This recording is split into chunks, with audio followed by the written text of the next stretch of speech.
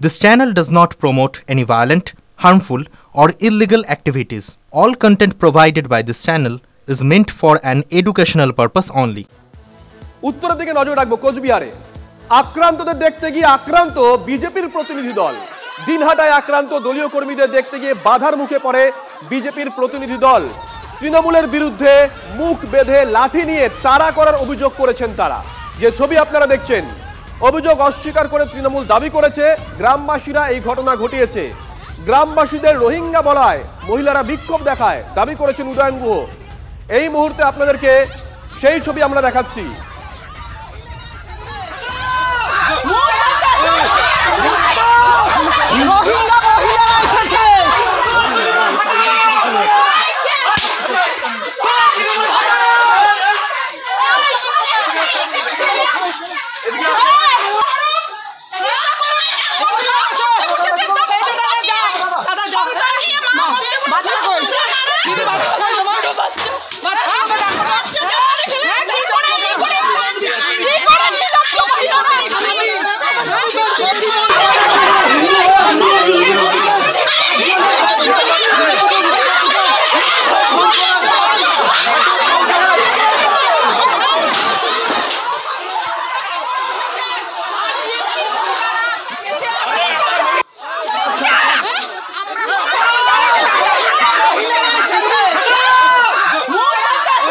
আমরা যে ছবি আপনাদেরকে দেখাচ্ছি এই ছবি দিনহাটার ছবি যে কথা বলছিলাম যে আক্রান্তদের দেখতে গিয়ে আক্রান্ত হয়েছে বিজেপি প্রতিনিধি দল তারা অভিযোগ করছেন তৃণমূলের লোকজন মুখে কাপড় বেঁধে লাঠি নিয়ে তাদের দিকে তেড়ে আসে মালতী রাভারায় ওই দলে ছিলেন তিনি ঠিক কি অভিযোগ করছেন শোনাবো ব্যাক টু ব্যাক শোনাবো উদয়ন গুহ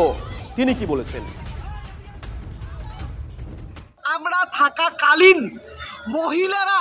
মানে তৃণমূলের মহিলা রোহিঙ্গা মুখ বেঁধে তারা লাঠি বাঁশ দিয়ে এসে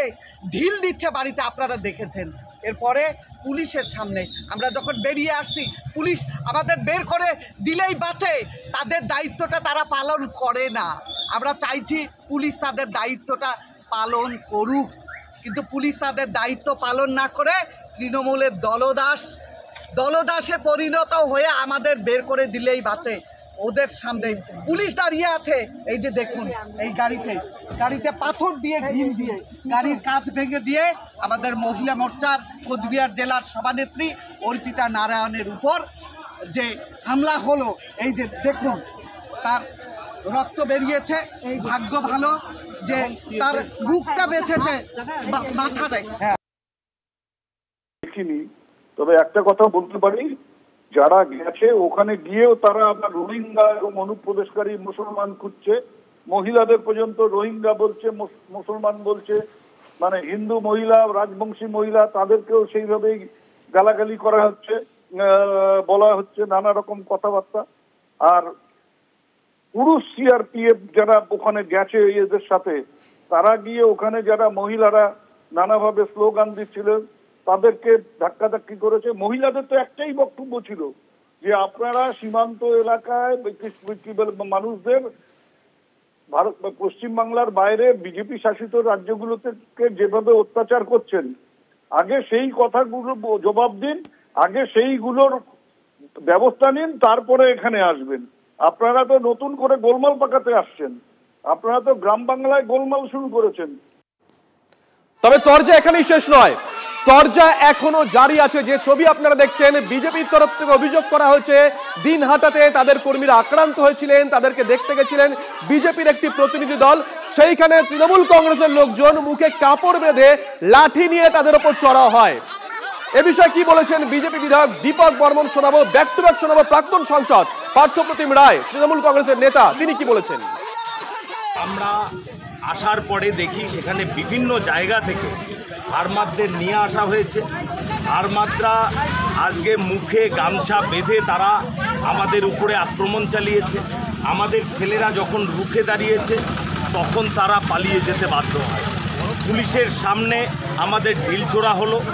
দুটো গাড়িকে ভাঙচুর করা হলো পুলিশ নীরব দর্শকের ভূমিকা পালন করল আমরা দাবি করছি মাননীয় মুখ্যমন্ত্রী নিজে আসুন তিনি একবার দেখে যান তারই মন্ত্রী উদুবাবু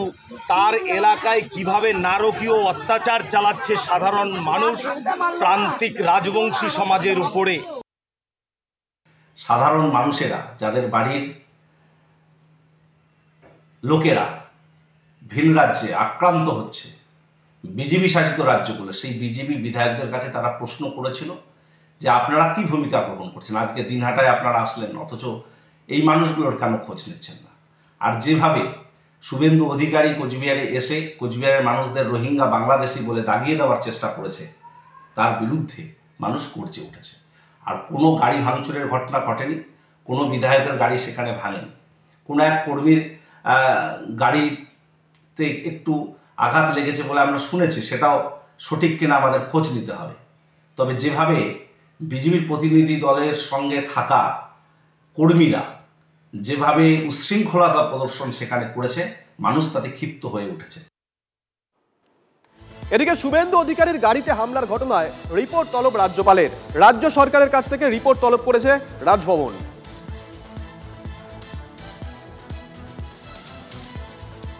Any matter which is brought to my notice as governor,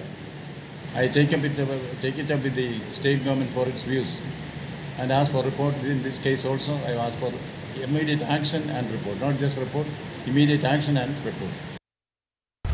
যানজটে ভোগান্তি বাড়ছে উত্তর কলকাতা ও শহরতলির বাসিন্দাদের। এবার থেকে কোনা এক্সপ্রেসওয়ের পরিবর্তে মালবাহী গাড়ি শহরে ঢুকবে ডানলপ দিয়ে। কোনা এক্সপ্রেসওয়ের এলিভেটেড করিডোর তৈরির জন্যই বন্ধ রাখা হয়েছে মালবাহী গাড়ি চলাচল। 10ই আগস্ট থেকে এই নতুন নিয়ম চালু হবে।